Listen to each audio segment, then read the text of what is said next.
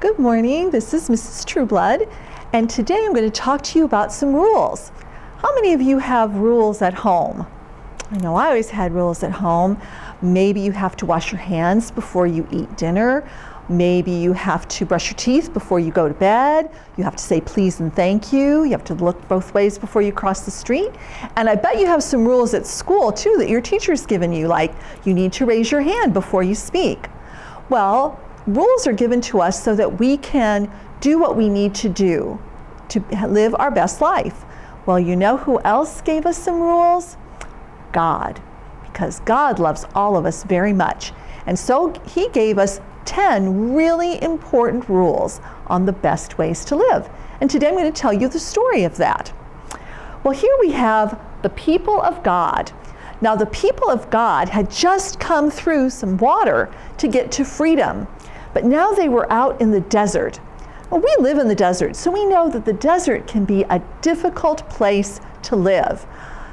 It's really, really hot during the day, and when the wind blows, the sand can burn your face and your skin, and at night it's really, really cold, and you need extra clothes to keep warm.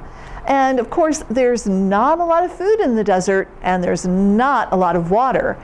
And without food and water, we die.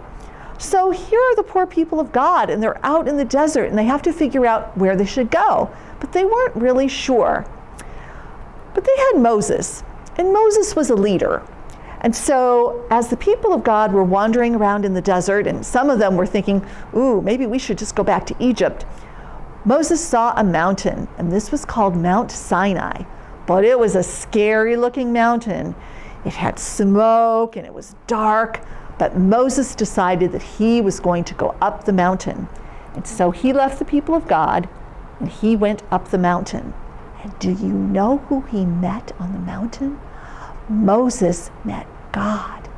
And God got so close to Moses, and Moses got so close to God that Moses knew what God wanted him to do. God wanted Moses to bring down some tablets, and these tablets had the 10 best ways to live, the rules for how we should live our lives. So what are the 10 best ways to live? Well, let's find out. We can divide them into 2 categories. Love God, love people, and why do we have these rules? Because God loves you. So you can always remember it with a heart. Love God, love people, God loves you. So the actual commandments, and that's what they're called sometimes, the 10 commandments. We call them the 10 best ways to live, but that's another word for them. So our first commandment is, do not serve other gods. So that means there's just one God. You shouldn't be worshiping anybody else because there's only one. The second commandment is make no idols to serve. So don't create something artificial and worship that. Worship God. You don't have to create anything. God is always there. Number 3 is do not speak my name lightly. So when you use God's name, you want to use it in a loving and respectful way. Don't say it when you're mad or say it in a bad way. And then we have a commandment that kind of bridges the two between loving God and loving people, and that is to keep the Sabbath holy. Now, the Sabbath refers to Sunday. That's why we have church on Sunday and why most people don't have to work on Sunday. They can spend it with the people that they love, with their families. Now then, we have a lot of commandments that refer to loving people. And the first one, so this is commandment number 5, is to honor your father and your mother. Your father and mother love you so much. That's why they give you rules, because they want you to be the best that you can be. And so we want to always honor them. Then we have do not kill. Now, I think everybody knows that one. You should never kill. Do not break your marriage. That means if you are married to someone, then you don't date somebody else. You stay faithful to that person. Now, things can happen and people can get divorced and then they can date other people. But while you're married, you want to stay true to the person that you're married to. Our next one is do not steal. If somebody has something that you want, you can't just take it. You can't go into a store and take whatever you want. You have to pay for it. And then we have do not lie. And I know this one can be hard sometimes because we don't want to get in trouble. And so sometimes we say, well, no, I didn't really eat the cookie, even though you really did eat the cookie. But we don't want to lie. It's always better to tell the truth, because if you tell a lie and you get caught, it's always worse. So just tell the truth and tell your mom, yes, I ate the cookie. She might be a little upset with you, but she would rather be upset with you about eating the cookie than having you lie to her.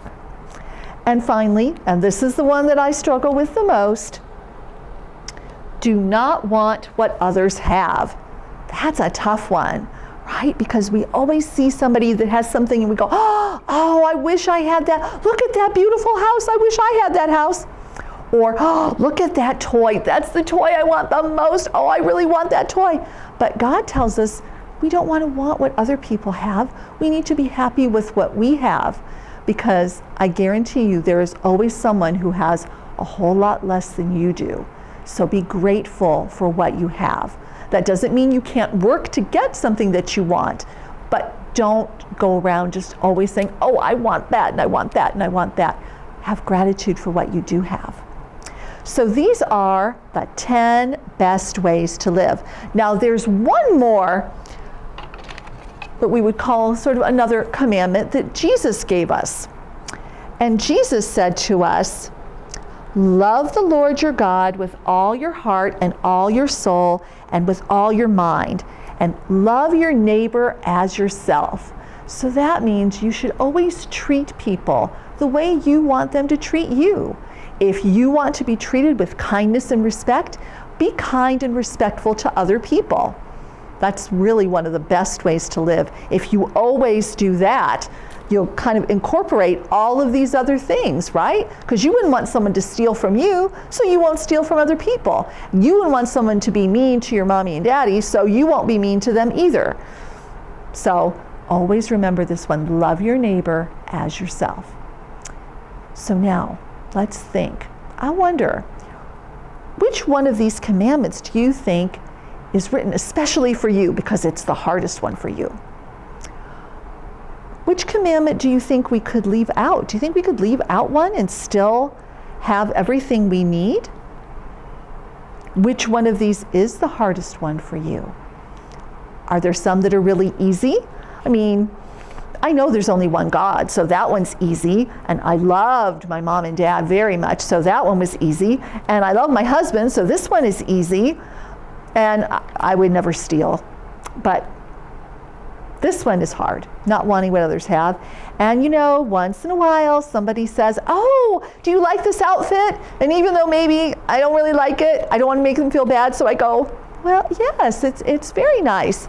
Well, that is technically a lie. So there's the white lies and the other kind of lies. So some of these are hard, some of these are easy, but God did not say that these are the easiest ways to live. He said they are the best ways to live. And that's why he gave us these rules, because he loves us and he wants the best for us. And that's why your parents and your teachers give you rules, because they love you and they want the best for you. Well, I want the very best for you too. So I hope you will remember these best ways to live and will follow them all the days of your life. And I can't wait till we can be back together in church again. I hope you have a wonderful rest of your day. God bless you. Bye.